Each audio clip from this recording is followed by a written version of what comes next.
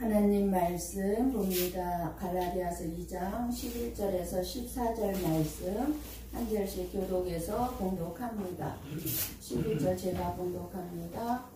게바가 안디옥에 이르렀을 때에 책망받을 일이 있기로 내가 그를 대면하여 책망하였노라.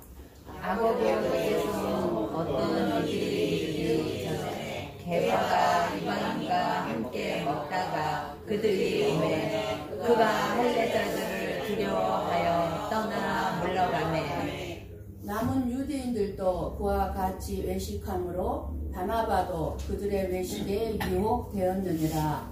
그러므로 나는 그들이 복음의 진리를 따라 다르게 행하지 아니함을 보고 모든 자 앞에서 게바에게 이르되 내가 유대인으로서 이방인을 따르고 유대인답게 살지 아니하면서 어찌하여 억지로 이방인을 유대인답게 살게 하려 하냐 하였노라. 아멘. 아멘.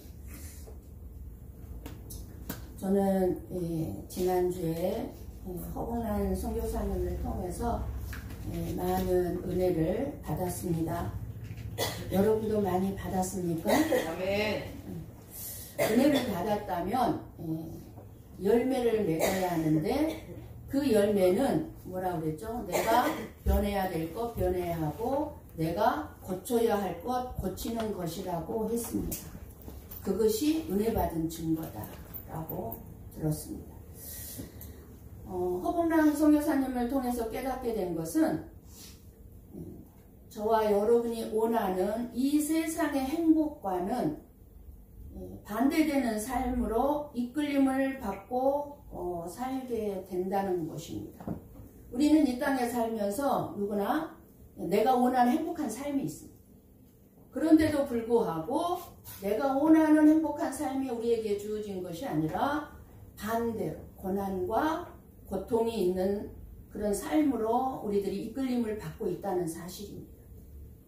엄청난 고난과 어려움과 핍박을 당했고 무시를 당하는 일들이 무수히 많이 있었습니다.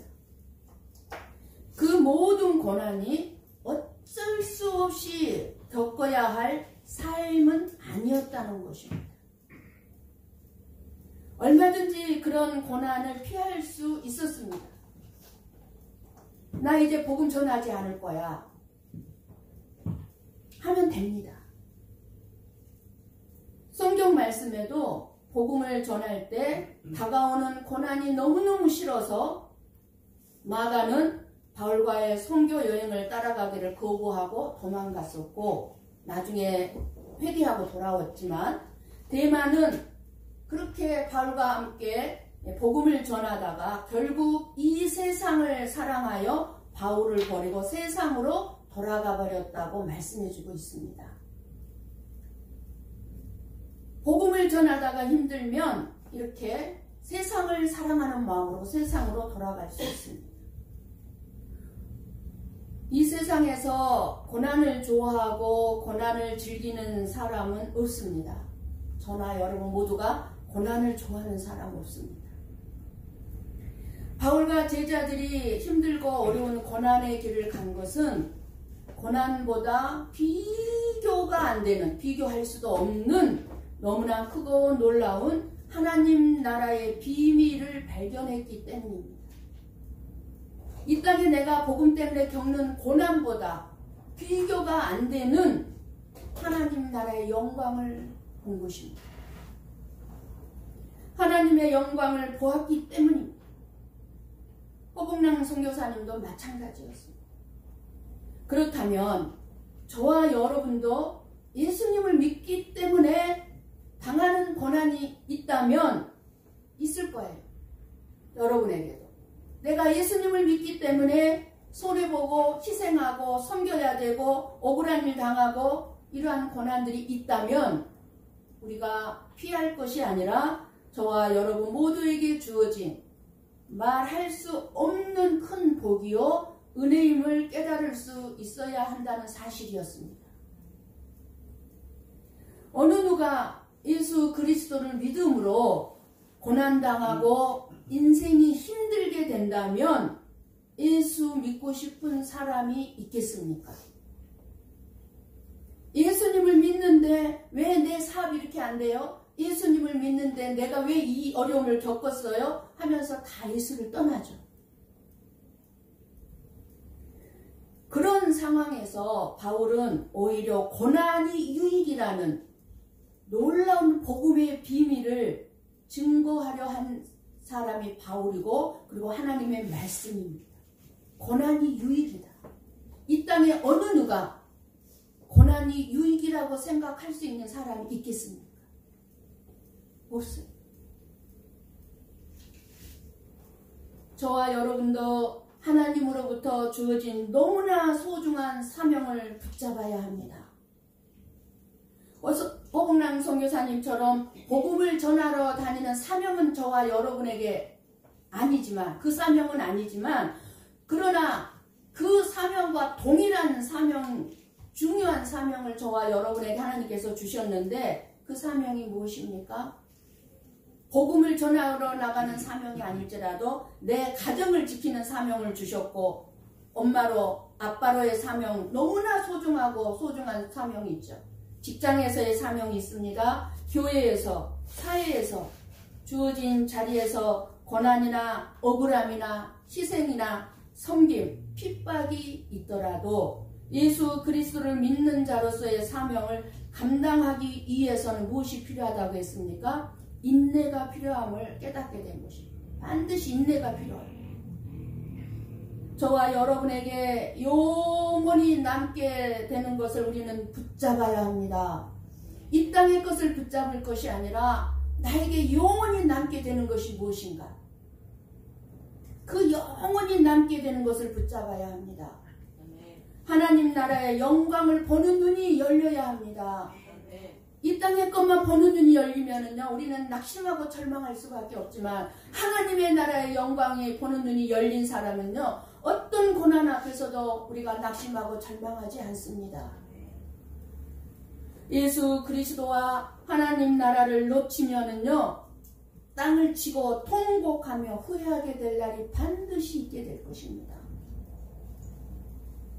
이 세상의 것인 부귀 영화와 비교가 안 되는 엄청난 복이 저와 여러분에게 사명으로 주어졌었는데, 그 엄청난 복인 사명을 무시하고 내버렸음을 깨닫게 될 때에는요, 통곡할 수밖에 없을 거예요.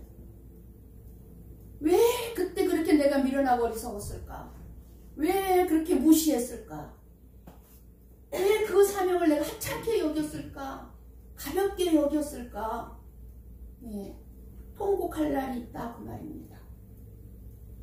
하나님께서는 저와 여러분에게서 지금 무엇을 보시고 생각하시고 계실 것 같습니까?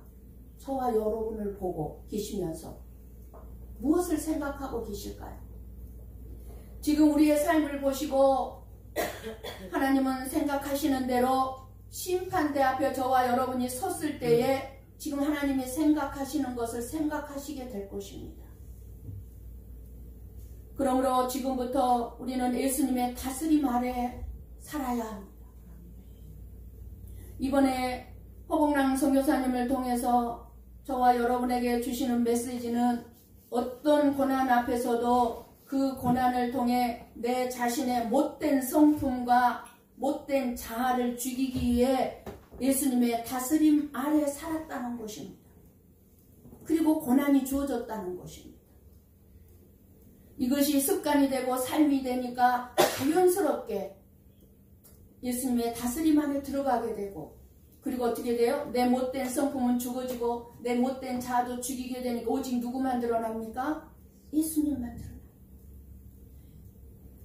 우리가 할 일은 내 자신이 예수님의 다스림을 잊지 않고 사는 것입니다.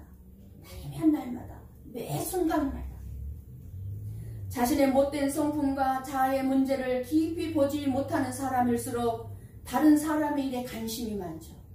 내 일에만 관심 쏟기도 바빠야 되는데 다른 사람의 일에 왜 그렇게 관심이 많아요? 그러든지 말든지. 네. 간섭을 왜 해요? 그 사람이 알아서 하든지 말든지. 매일에만 신경 써도 바쁘잖아요. 그런데 자기 문제를 보지 못하니까 그냥 다른 사람 일에 관심을 놓고 감나라 배나라 오른쪽에 나라 왼쪽에 나라 간섭하고 불편하게 합니다. 형편이나 사리에 맞고 정당한 책망을 하지만 책망을 하는 자기 자신의 행동이나 말투의 문제는 모릅니다. 책망을 할 때 말도 안 되는 말로 책망하는 사람 없죠. 다 형편이나 사리에 맞는 정당한 말로 책망을 하죠. 근데 그 책망을 할 때 자기 얼굴, 자기의 행동, 자기의 말투는 몰라요. 그러니까 책망을 듣는 자로 하여금 어떻게 하겠습니까? 책망을 기쁘게 받아들이는 것이 아니라 자존심이 상해서 아주 기분 나쁘게 받아들일 수가 없게 만드는 거예요. 우리가 자녀를 훈계할 때도 마찬가지. 자기 자신의 문제를 모르니 그러한 것들을 자기 자신에게서 뿜어져 나오는 그런 말투, 행동들을 문제 삼지를 못합니다.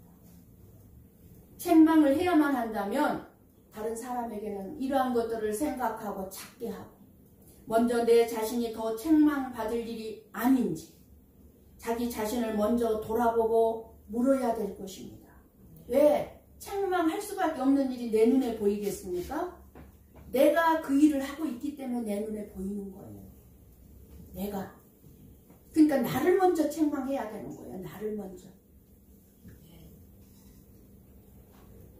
오늘 우리에게 주시는 하나님의 말씀은 바울이 예수님의 수제자였던 감히 함부로 할 수 없는 베드로를 책망했다는 것이 중요한 것이 아니라 누구나 책망을 받을 수밖에 없는 잘못을 하고 살고 있는데 그 책망을 감사함으로 받아들일 넓은 마음이 있어야 우리의 구원과 우리가 믿는 복음이 얼마나 복된 것인가를 깨달으라는 것입니다. 본문의 말씀은 바울이 안디옥 교회에서 일어난 일을 지금 말해주고 있습니다. 안디옥 교회는 예루살렘 교회가 핍박을 당해서 많은 크리스찬들이 각지로 흩어져 나갔어요. 그 흩어졌던 그리스도인들에 의해서 이방에 세워진 교회가 안디옥 교회였습니다. 안디옥은 현재 터키 남부 지역에 위치하고 있는 안디옥이라는 지역입니다. 터키 지역에 있어요. 이 안디옥 교회는 초대교회의 중요한 역할을 했죠. 예루살렘 교회가 힘들 때 안디옥 교회 성도들은 헌금을 모아서 예루살렘 교회에 구제헌금을 보내고 많은 선교를 감당했던 교회가 안디옥 교회예요. 그리스도의 제자들이 처음으로 크리스찬이라는 말을 들은 교회가 바로 안디옥 교회 성도들이었습니다. 아, 저 사람들은 크리스찬이야. 예수 믿는 사람들이야. 존경스러운 단어죠. 명칭이었죠. 예루살렘 교회는 그 안디옥 교회가 세워졌다는 소식을 듣고 안디옥에 있는 성도들의 믿음이 너무 아름답게 성장하고 있다고 듣고 바나바를 파송해서 안디옥 교회를 돌보는 담임 목회자가 되겠죠. 바나바를 파송을 해서. 그래서 안디옥 교회가 이방인들도 이제 이 복음을 듣고 성도 수가 계속 늘어나니까 바나바 혼자서 감당할 수가 없어서 누구를 불렀습니까? 예, 사도 바울을 불러서 함께 안디옥 교회를 돌보고 있었습니다. 이렇게 교회가 은혜 가운데 성장하고 있을 때에 베드로가 예루살렘 교회에 있던 베드로가 안디옥 교회를 방문하게 된 것입니다.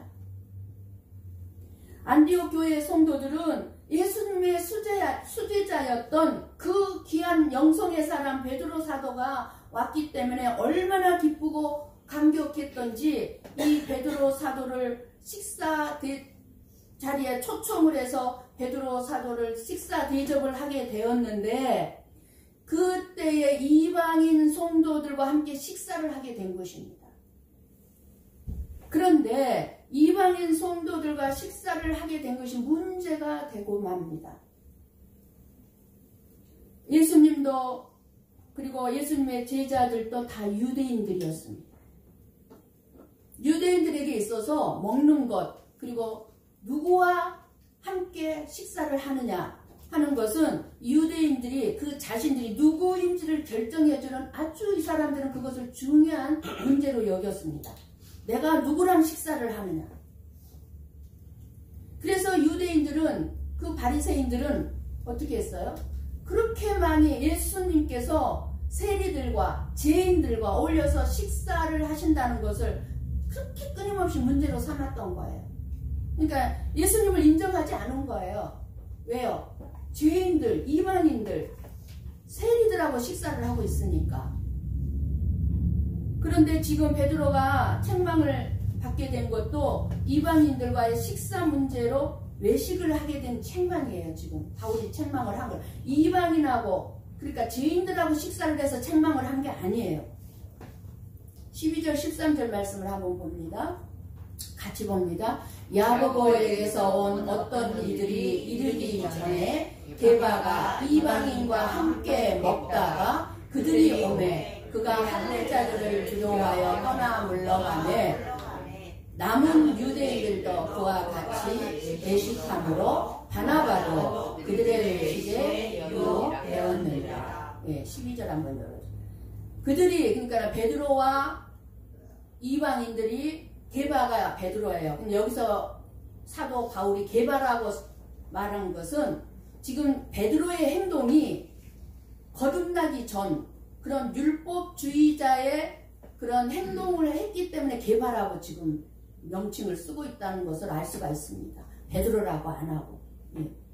그러니까 지금 게바가 다른 이방인들과 식사를 하고 있었을 때 예루살렘 교회에서 야고보로부터 보냄을 받은 이들이 도착한 순간이었습니다.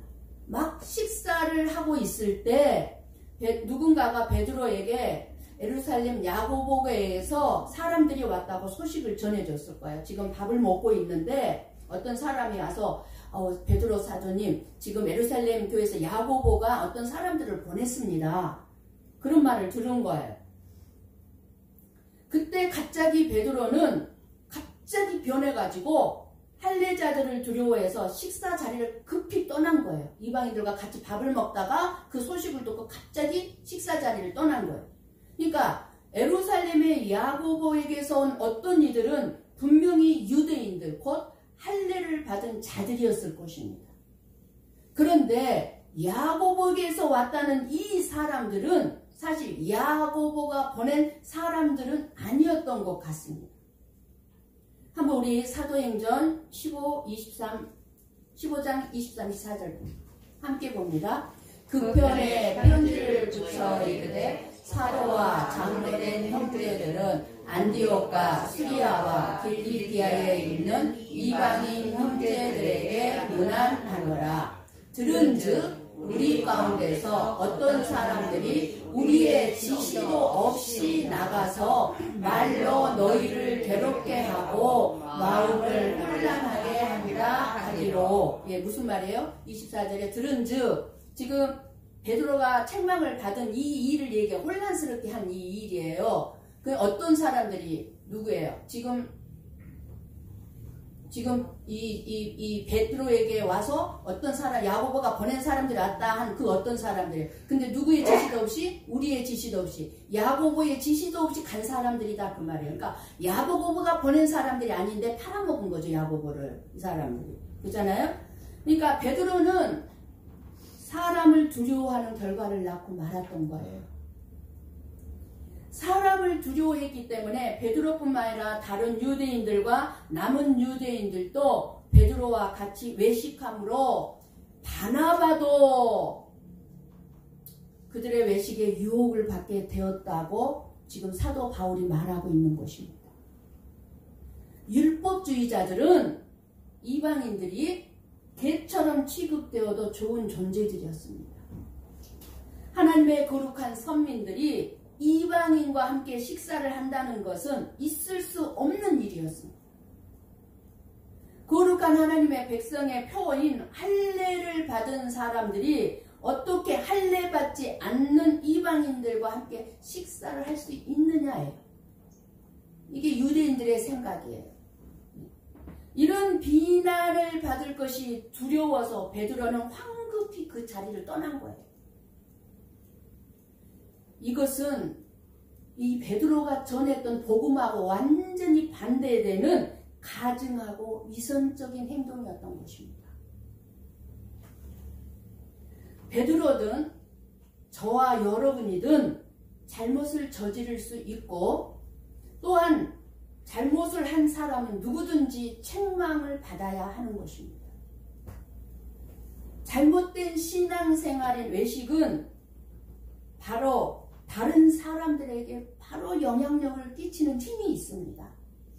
그러니까 저나 여러분이 외식적이고 가증한 행동들을 드러냄으로 말미암아서 그러한 것들은 다른 사람한테 바로 영향력이 간다는 것입니다. 베드로는 절대적인 권위를 가진 예수님의 수제자였기 때문에 더욱 그랬습니다. 13절에 남은 유대인이란 안디옥 교회에 있던 유대인 신자를 가리킵니다. 지금 안디옥 교회에 남아있는. 그러니까 남은 유대인들은 베드로의 모든 것을 주시하고 있었고 존경하고 있었고 예수님의 수제자로서 감히 만날 수 없는 귀한 분을 만났기 때문에 무조건 순종하고 따랐던 것입니다. 베드로를. 이번에 허봉랑 선교사님을 가까이 모시면서 보게 된 것이 수많은 성도들이 유튜브를 통해서 엄청난 은혜를 받고 있습니다. 그러니까 수많은 성도들이 맹신적으로 허봉랑 선교사님을 쫓는 것이었습니다. 그것을 저는 직접 또 목격을 했어요. 그 허봉랑 선교사님을 맹신적으로 쫓기 위해서 한국을 쫓아가고 그 옆에서 있으려고 하는 것을 보았습니다. 사실 또 그렇다고 그래요. 그것이 허봉랑 선교사님은 너무 힘들다고 하셨습니다. 저와 여러분이 조심해야 할 것은 아무리 그분을 통해서 엄청난 은혜를 받았다 할지라도 사람을 쫓아가면 실망하게 되어 있습니다. 허봉랑 선교사님이 가장 염려하고 두려워하는 것이 그것이었습니다. 말씀으로 은혜를 받는 것은 좋지만 자기를 쫓는 것은 두렵다는 거예요. 왜요? 말씀만 듣고 허봉랑 선교사님을 쫓다가 인간적인 모습이 나올 수밖에 없잖아요. 사람인데 인간적인 모습을 보고 실망하고 비난을 하게 된다는 것입니다. 한두 번이 아니라는 그것을 겪은 게 조금만 짐이 많아도 어떻게 선교사님이 짐이 저렇게 많아? 예를 들어서 다 골고 넘어질 수 있는 문제들이죠. 자기하고 안 맞으면. 그러니 복음을 전하고 사람을 가까이 한다는 것이 어려운 일이라는 것입니다. 저도 마찬가지예요. 막 나를 칭찬하고 나를 인정해주고 막 하면 제가 두려워요. 왜? 그분을 가까이 갈 수가 없어요. 그분에게. 왜요? 나로 말미암아 반드시 칭찬하면 한 만큼 시험될 확률이 높기 때문에 그래요. 시험들 그걸 알기 때문에 더 연락 못하고 더 가까이 못 가는 거예요. 왜? 실망시키지 않기 위한 수단이고 방법이고. 허봉랑 선교사님의 복음을 듣고 은혜를 받았으면 가장 좋은 열매는 더 예수 그리스도만을 쫓아가야 하고 예수님만을 전부로 삼아야 바른 은혜를 받은 것인 줄 믿습니다. 아멘. 사람 쫓지 마세요. 아멘. 가까이 하려고 하지 마세요. 예수님을 가까이 하려고 하세요. 예수님. 13절 바나바도라는 말씀을 생각해 보시기 바랍니다. 바울과 함께 1차 전도 여행을 했고 복음의 자유를 가르쳤던 예루살렘 교회에 바울과 행동을 같이 해서 율법주의자들의 잘못된 거짓 복음을 드러냈던 바나바도 베드로의 외식에 유혹이 되어서 베드로가 갑자기 할례 받은 자들을 유대인들을 두려워서 피하니까 바나바도 갑자기 유혹이 받은 거예요. 베드로도 저렇게 피하는데 그러면서 이방인 성도들을 멀리하는 행동으로 나타났던 것입니다. 이 행동들은 복음에 맞지 않은 큰 잘못이었습니다. 바울과 바나바가 전했던 이 복음의 자유, 복음을 하며 자유를 누린다는 이 자유가 무너지고 율법주의가 다시 고개를 들게 되기 때문입니다. 그래서 바울이 지금 이 갈라디아서를 쓰게 되면서 안디옥 교회에서 일어난 베드로를 책망한 것을 말하고 있는 것입니다. 내가 베드로를 책망했어, 이거를 자랑하기 위해서가 아니라 율법주의가 다시 고개를 들까봐. 바울이 감히 베드로를 책망할 위치는 결코 아니었습니다. 나이도 그렇고 사도가 된 순서도 그렇고 예수님과 3년을 함께한 베드로는 바울보다 대선배였습니다. 그러나 바울이 예수님의 수제자였던 베드로를 책망한 이유를 알면, 그 의미를 알면 이해할 수 있을 것입니다. 저와 여러분이 오늘 말씀을 들으면서 깨닫고 고쳐야 하는 것이 무엇입니까? 바울의 날카로운 책망에도 베드로가 말 한마디 대답하지 않았다는 것입니다. 책망 받을 수밖에 없는 나라는 사실을 받아들인 것입니다. 인간적으로 얼마나 자존심 상했겠습니까? 네가 언제부터 사도였다. 그렇잖아요? 책망을 받은 베드로는 오히려 바울의 사도권을 높이 드러냅니다. 베드로후서 3장 15절 말씀을 봅니다. 같이 봅니다. 또 우리 주의 오래 참으심이 구원이 될 줄로 여기라. 우리가 사랑하는 형제 바울도 그 받은 지혜대로 너희에게 이같이 썼고. 아멘. 베드로는 책망받은 것을 감사하게 여긴 거죠. 그러니까 뭐예요? 우리가 사랑하는 형제 바울도 인정해 주는 거죠. 더 바울을. 네가 나를 책망했어? 갈고리를 가슴에 가지고 있지 않은 거죠.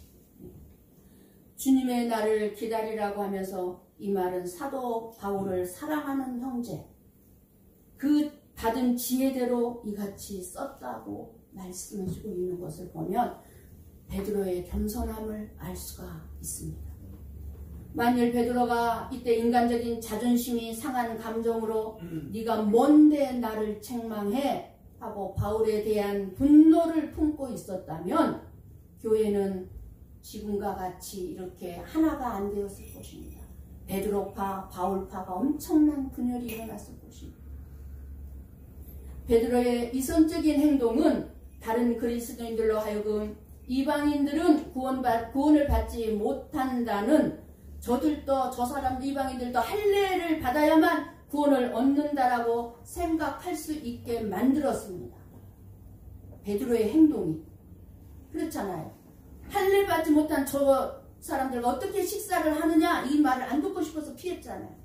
그러니까 이방인들도 할례를 받아야 돼 라고 그렇게 될 뻔했다, 그 말이에요.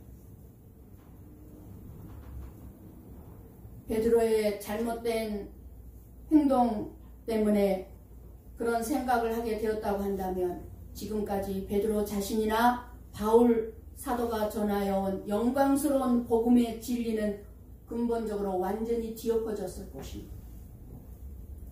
그래서 모든 자 앞에서 게바를, 즉 베드로를 게바로 지칭하면서 책망을 한 거예요. 개인적으로 책망한 거 아니에요. 한자 따로 만나서 베드로한테 따로 만나자고 그래서 이런 부분은 잘못된 거 아닙니까? 책망한 게 아니에요. 모든 사람 앞에서 공개적으로 책망을 했습니다. 바울은 베드로의 잘못된 위선을 상기시켜 모든 성도들로 하여금 복음의 바른 진리 안에서 행하도록 하기 위해서 공개적으로 베드로를 책망한 것입니다. 그렇다면 베드로의 자존심은 또 얼마나 무참했겠습니까? 자기를 존경하고 자기를 감격스러운 마음으로 식사 대접을 하고 있던 그 모든 사람들 앞에서 무시를 당하고 책망을 들었습니다. 오늘 주시는 말씀에서 저와 여러분이 반드시 깨달아야 하는 것이 있습니다. 바울은 베드로와 개인적인 감정으로 책망한 것도 아니고 무시하는 마음으로 한 것도 아닙니다. 갈라디아서 2장 9절 말씀을 봅니다. 같이 봅니다. 또 기둥같이 여기는 야고보와 게바와 요한도 내게 주신 은혜를 알므로 나와 바나바에게 친교의 악수를 하였으니 우리는 이방인에게로 그들은 할례자에게로 가게 하려 합니다. 아멘. 아멘. 보세요. 야고보와 게바와 요한도 내게 주신 은혜를 알므로, 지금 누가 얘기한 말이에요? 사도 바울이 한 말이죠. 게바, 베드로를 인정해주고 있잖아요. 지금 바울은 이렇게 구절 말씀처럼 베드로를 예루살렘 교회의 기둥과 같은 인물로 인정한 사람이기 때문에 사람을 두려워하여 행동을 한 것을 공개적인 자리에서 베드로의 잘못이 무엇인지를 지적하고 바로 잡기를 고치기를 원했던 것입니다. 이번에 집회에서 우리 교회가 책망을 받은 것이 있습니다. 무엇을 책망받았습니까? 아멘 소리가 적다. 네, 기도와 아멘이 너무 약하다는 것이었습니다. 우리는 아멘이 적다는 책망을 이번만 들은 게 아니죠. 그리고 굉장히 강하게 제가 말씀도 전했습니다. 아멘 하시, 속으로만 하지 마시고 아멘, 입으로 입술로 시인하라. 아멘. 네. 책망을 듣고 여러분 어떤 느낌이 들었습니까? 제가 너무 마음이 아팠거든요. 정말 고쳐지기를 축복합니다. 아멘. 베드로는 바울의 책망을 듣고 놀라운 은혜의 복음을 잊어버리게 하는 율법주의자들을 기쁘게 하려고 한 것이 얼마나 큰 죄였는가를 깨닫게 되었을 것입니다. 아멘. 바울은 율법주의와 타협을 하게 되면 어떤 결과를 초래할 것인가를 너무나 잘 알고 있었던 사람입니다. 그러기에 그런 잘못된 결과들로부터 성도들을 보호할 의무와 책임을 느끼기 시작한 것입니다. 참된 복음이 무엇입니까? 은혜로 말미암아 믿음으로 구원을 받는 것이 복음입니다. 아멘. 율법주의, 율법을 지켜서 구원을 받는 게 아닙니다. 행함으로 구원받는 것이 아닙니다. 우리는 율법주의를 버려야 합니다. 우리는 알게 모르게 우리 안에 율법주의가 너무나 많이 자리 잡고 있는데요. 율법주의를 버려야 합니다. 잠언 29장 25절 말씀을 보면은요. 사람을 두려워하면 올무에 걸리게 되거니와 여호와를 의지하는 자는 안전하리라 말씀하셨습니다. 우리가 하나님이 아니라 사람을 두려워하게 될 때 외식을 하게 됩니다. 가증한 모습을 드러낼 수밖에 없습니다. 개인적인 죄는 개인적인 책망을 필요로 하지만 공적인 일은 공적인 노출과 책망을 필요로 할 때가 있습니다. 오늘 본문을 통해서 하나님께서 저와 여러분에게 주시는 책망이 분명하게 있습니다. 아멘. 특별히 저에게 더 많이 있습니다. 누구보다도 제가 더 외식적인 행동을 많이 할 수 있는 사람이기 때문입니다. 책망을 받고 기분 좋을 사람은 아무도 없습니다. 그러나 말씀으로 책망을 받든지 대화 가운데 책망을 듣든지 시험에 빠질 것이 아니라 하나님의 사랑으로 받아들이시고 복으로 여기시고 고쳐 나갈 수 있기를 원합니다. 아멘. 베드로의 이성적인 행동을 한 잘못은 하나님보다도 사람을 더 두려워했기 때문입니다. 그렇게 사람을 두려워하게 되면 복음의 진리를 부인하게 되고 위선자가 될 수밖에 없어요. 사람을 의식하게 되면. 여러분의 영혼의 생명의 말씀을 듣는 저와 여러분이 서로가 사람을 두려워하지 않고 책망할 때에 겸손하게 들을 수 있기를 원합니다. 아멘. 참된 복음은 하나님 외에 우리가 두려워하고 경외할 수 있는 대상을 허락하지 않습니다. 복음은 저와 여러분에게 어떠한 것도 두려워하지 말라고 합니다. 누구만 두려워하라고 합니까? 하나님만 두려워하라고 합니다. 하나님. 아멘. 그래서 바울은 이렇게 말했습니다. 갈라디아서 1장 10절 말씀. 함께 봅니다. 이제 내가 사람들에게 좋게 하랴 하나님께 좋게 하랴 사람들에게 기쁨을 구하랴 내가 지금까지 사람들의 기쁨을 구하였다면 그리스도의 종이 아니니라. 아멘. 저와 여러분은 동일하게 그리스도의 종입니다. 아멘. 그런데 사람에게 기쁨을 주기 위해서 우리가 신앙생활을 한다면 그리스도의 종이 아니라. 여러분께서 여러분의 일터, 가정에서 하나님의 복음을 위해 굳게 서 있지 않는다면 우리는 매 주일 교회에 나와서 개바처럼 이선자가 될 것입니다. 외식을 하는 것입니다. 하나님보다 사람을 두려워하지 마시길 바랍니다. 아멘. 오늘 우리들은 십자가 앞에서 복음 앞에서 모든 외식을 벗어버렸다고 말할 수가 없습니다. 예를 들어 대표 기도를 할 때 여러분들이 너무 두려워하는 것이 있습니다. 왜 두려워합니까? 사람을 의식하기 때문에. 왜 사람을 의식합니까? 사람한테 기도합니까? 누구에게 기도합니까? 하나님에게 기도하잖아요. 기도가 짧든 길든 무슨 상관입니까? 기도를 잘하든 못하든 복음과는 아무 상관이 없는 것입니다. 아멘. 그러나 우리들은 기도할 때 사람들을 너무 의식하면서 기도다운 기도를 해야 한다는 생각에 너무 깊이 빠져 있기 때문에 주보에 대표 기도가 들어가면 안 나와버리는 거예요. 그러지 마세요. 사람 의식하지. 절대로 하나님은 내가 어떤 기도를 하든지 내가 기도를 잘 못해도 내 마음속의 기도까지 다 보시는 분이세요. 아멘. 이게 외식이에요. 외식. 예를 들어서 이선입니다. 기도를 통해서 다른 사람들에게 자신을 보이고 싶어 하는 것입니다.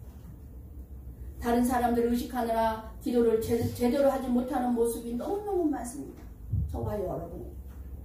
바로 이러한 것을 오늘 말씀을 통해서 바울이 탄식하고 있는 외식입니다. 책망입니다.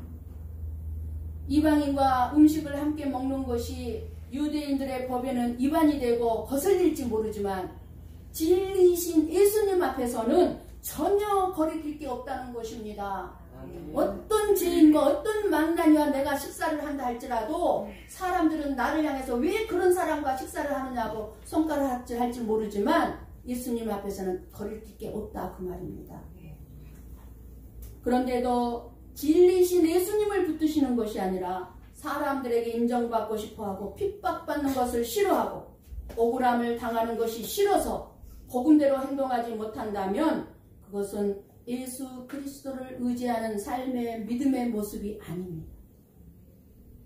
오직 예수 그리스도만을 믿음으로 우리의 믿는 도리를 굳게 잡고 우리 자신을 돌아보고 말씀 위에 바로 세워서 기꺼이 어떤 책망이라도 들을 수 있는 넓은 마음을 가지고 어떤 책망을 들을지라도 듣고 깨달아 고쳐나가는 저와 여러분이 다 되시기를 주님의 이름으로 간절히 축원합니다. 아멘. 아멘.